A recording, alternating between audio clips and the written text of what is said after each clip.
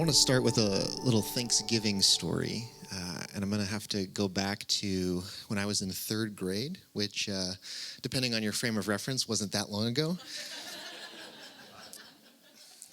When I was in third grade, our class put together a Thanksgiving play. And we spent months rehearsing this play. We had characters and costumes, and the time came the week before Thanksgiving break where our teacher decided that she was going to film the play and invite a bunch of parents to come watch us perform. And I should also note, around this same time, completely unrelated to the Thanksgiving play, our class was also learning a hip-hop dance to the theme song from Men in Black. Now, when the time came for us to film this Thanksgiving play, and we performed it, and our parents loved it, but our teacher kind of felt like, we already have everyone here, and we already have the VHS camcorder out, and so, and we don't really have much time, so let's just have the kids perform the dance. And so there's a VHS videotape out there. I wish I had it, but it exists, and I don't know where it is, of a bunch of third grade students in a bunch of really heavy wool pilgrim costumes performing, to the best of our third grade ability, a very sincere hip-hop dance to the theme song of Men in Black.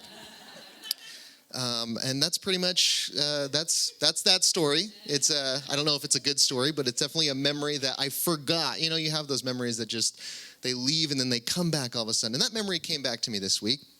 And as I was thinking about this particular memory, I was also brought to recall the fact that, that Thanksgiving play that we put on certainly was an incredibly naive and rose-colored view of the events of the first Thanksgiving.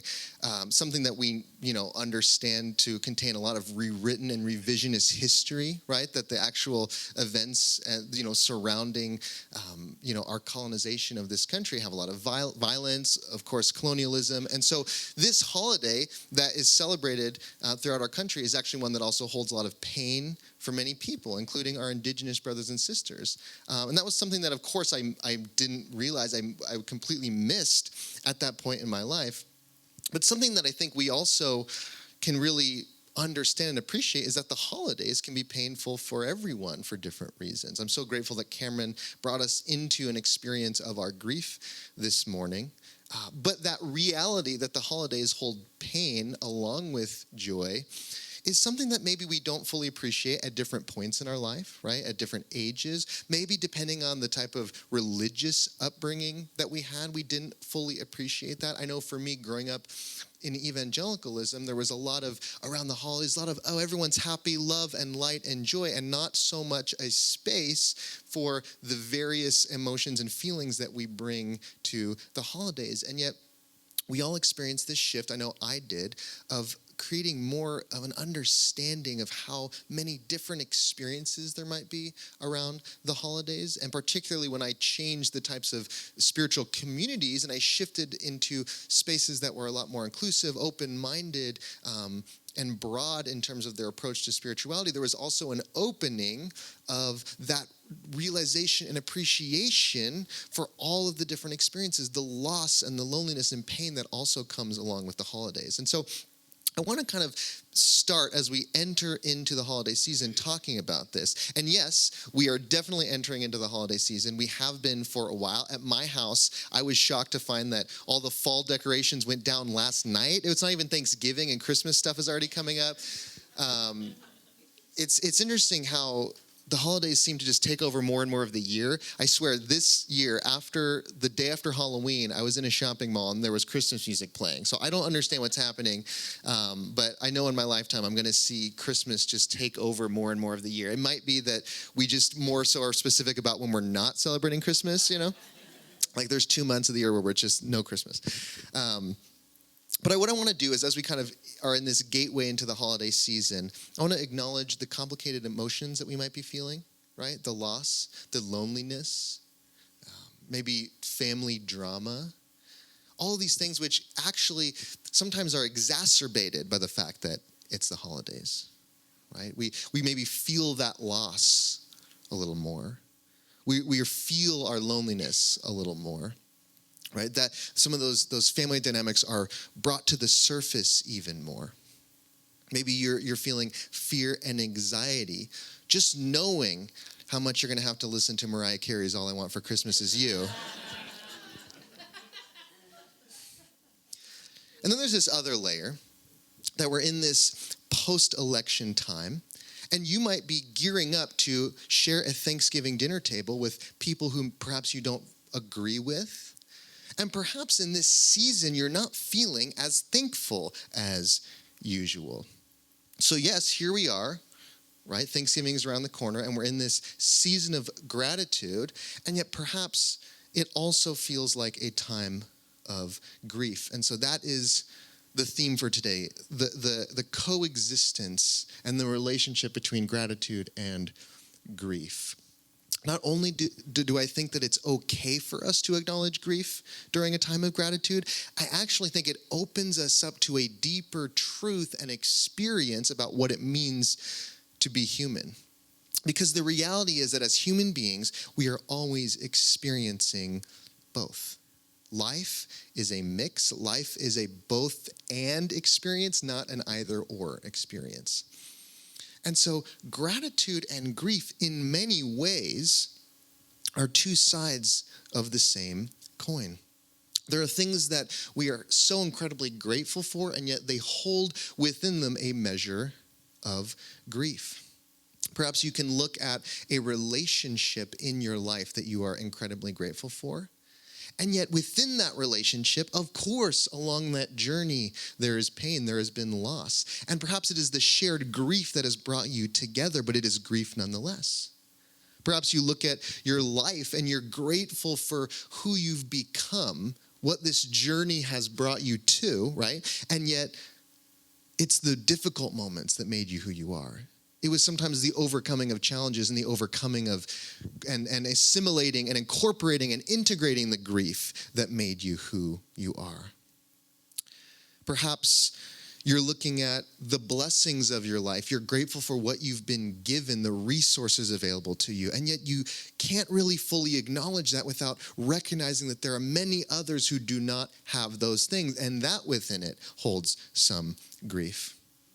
Perhaps you look at life itself, just this gift of being here at all, and yet there is also this feeling of bittersweetness and perhaps even melancholy when you appreciate the great gift of life, because you recognize that even in its beauty and mystery, it is also temporary and it is out of our control and it is uncertain, and we have to hold all those things together.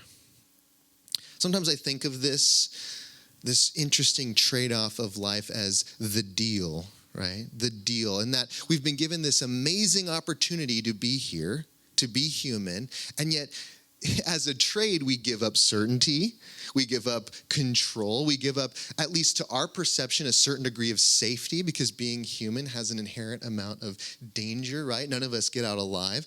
And yet this trade, right, this deal, it seems to show up all over in all these different areas of our lives, right? Think about love for a second. And I'm moved by what author C.S. Lewis, the writer and theologian, said about love. To love at all is to be vulnerable. Love anything and your heart will be wrung and possibly broken.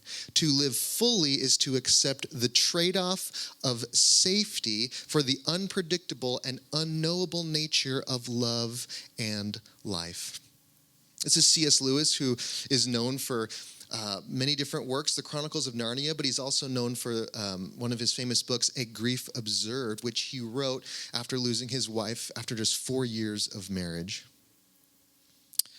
And when we think about love like this sort of vulnerable love, how many of us have felt some version of this before, right? That to love anyone at all, we run a certain degree of risk, right? Maybe that relationship will end. Maybe this person may not love me back the way that I want to be loved. Maybe I'm going to get hurt, probably. And yet, what do? We love anyway, because that's the deal. Perhaps we feel this way a bit about the world. Maybe there are some of us today who look at the world or look at our life in a broader sense, and we feel like things are not going the way they're supposed to. Things are not the way they should be. Yes, that was always a possibility, right? To have hope is to know full well that our hopes might not always be met, that our hopes sometimes are going to be dashed. And yet, what do, friends? We still show up hopeful. We still give love, even with the knowledge that we're going to get burned sometimes. It's guaranteed. Because the only way to fully protect ourselves from feeling any kind of pain, any kind of loss, any kind of disappointment is to not show up for life at all, right? To guard ourselves completely. Is that better, right? Is that worthwhile? To not live at all rather than to live knowing that we are going to face some degree of pain and grief. How many of us, and I do, sometimes I do a little hand raise and no one does it, but this time I really want some participation. How many of us can look at our lives, and also feel free to look around you as we do this. How many of us can look at our lives and say that we have a lot to be grateful for in our lives? Okay. All right. How many of us have not suffered any kind of loss, difficulty, or deep grief? I think what this little experiment shows us is that any life that is going to inspire gratitude is also going to hold within it grief. I love what the Japanese author Haruki Murakami says. You should not strive to eliminate your pain, but to feel it, give it meaning, and see it as part of your evolution. How do we do this? How do we incorporate and integrate our grief? Perhaps by recognizing that just as there is grief in our gratitude, there is also gratitude in our grief, right? When we lose someone, whether it's through death or maybe through the loss of a relationship, and we feel that grief and we grieve them, what does that grief tell you? Among other things, it lets you know how much they meant to you, the space that they occupied within your heart, the space they created in your heart. And the beautiful thing is that if you choose to, you can hold on to that space. That space can actually expand you, even in the loss of someone. Ram Dass says that even when you lose someone, the space of love they created in you can remain, right? And it's more of a channel for love to flow through. So yeah, we grieve from one point of view, but simultaneously we're tapping into the gratitude we had for them or have for them, right? That within every loss there is love, within any absence there is a presence. And so perhaps our gratitude is also grief. And in the incorporation of two, maybe we can, come up with a word that holds space for both at the same time. And I'm not, I try to come up with words and I mash words together and it doesn't always go well, but I'm hoping eventually to end up in the Webster's Dictionary. So I'm going to take another stab at it today, that perhaps when we bring our gratitude and grief together, we can end up with some sort of griefitude. I don't know, just give it a shot, right? Shoot your shot.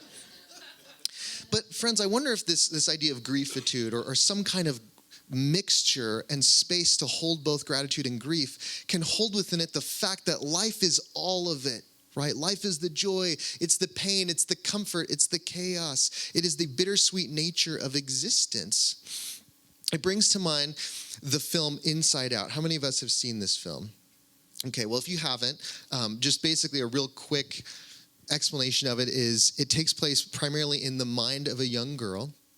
And one aspect of this story is that all of her memories and experiences kind of show up as these orbs. And in the beginning of the movie, these orbs are all one note. They all are represented by one color, which is assigned to one particular emotion, right? So a memory is completely associated with joy or anger or disgust or sadness. But then as the story progresses, these memories start to become multifaceted and multi-layered. to where her experiences now are a mix, right? That they can hold within them both joy and sadness, right? And that is the experience that we have. And this only continues in the sequel where she goes through puberty, and also we're seeing, but it's just this expanse of emotions, and the multi-layered aspect of our emotions is really put on display.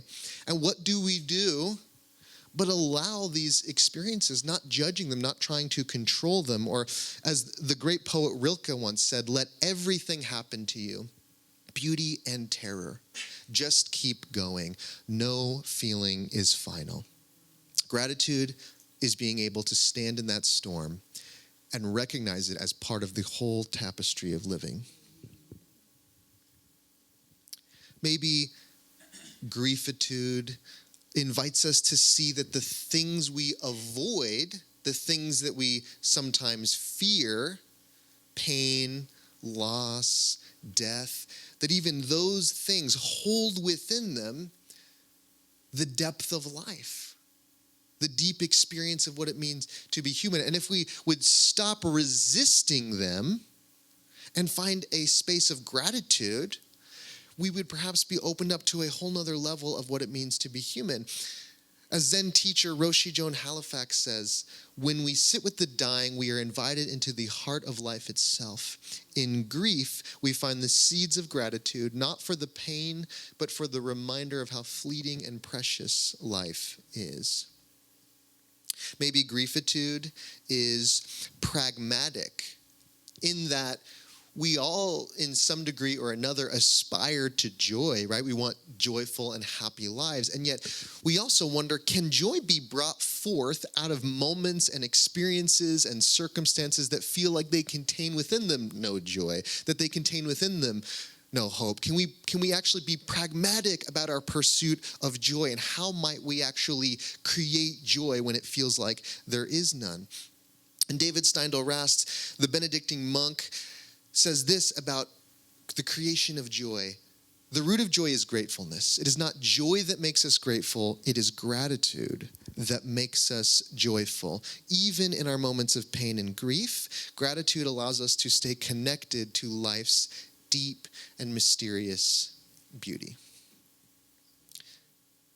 Perhaps griefitude is saying that, despite all I feel about my life, about the world, I'm still going to show up, right? I'm still going to have hope. I'm still going to do my work that I am here to do in this life.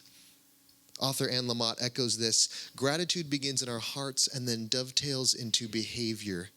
It almost always makes you willing to be of service, which is where the joy resides.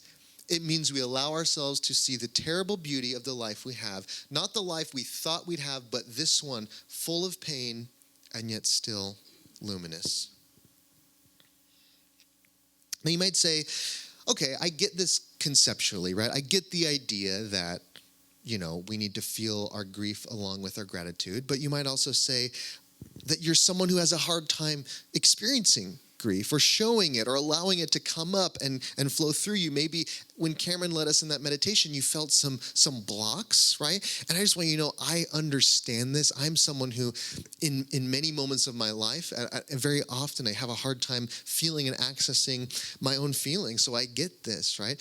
At my therapist's office, he recently added a piece of furniture, and it's this pillow that has a emotions wheel on it. And basically an emotions wheel just has every possible emotion you could think of, okay? And so he has a pillow that has all this wonderful language for talking about your emotions. And so sometimes he'll ask me, what are you feeling right now? What is this situation making you feel? And I'll say, hold on, I need to consult the pillow. And I'll grab the pillow. And to be honest, I often just kind of throw it away, and I'm like, I don't know. I'm sorry, too much. But I think, if we're talking about learning to access our emotions, of course, things like therapy, of course, spiritual practices and the work is incredibly helpful, and I encourage people to that. But friends, I have this suspicion that we can only feel gratitude to the degree that we are able to feel the grief. Because our hearts, they don't work selectively. You can't cut off one side of feeling and expect the other side to work fully, right? You can't say, let's just avoid the grief, let's cut that off, and let's only feel the gratitude. Because I believe that when it comes to our hearts, we have truly these options: to open or to close, right? To feel more or to feel less, period. And so sometimes we get stuck in the desire to avoid grief and we numb ourselves. How many of us have ever had to be numbed for any kind of surgery or anything? Yeah. And what's interesting is you're kind of like, oh my gosh, I really cannot feel anything at all. This is wild. This is probably a little dangerous, right? Like, I need to be careful. It can be a little dangerous not to be able to feel anything. But I think it's dangerous emotionally. It's dangerous spiritually, right?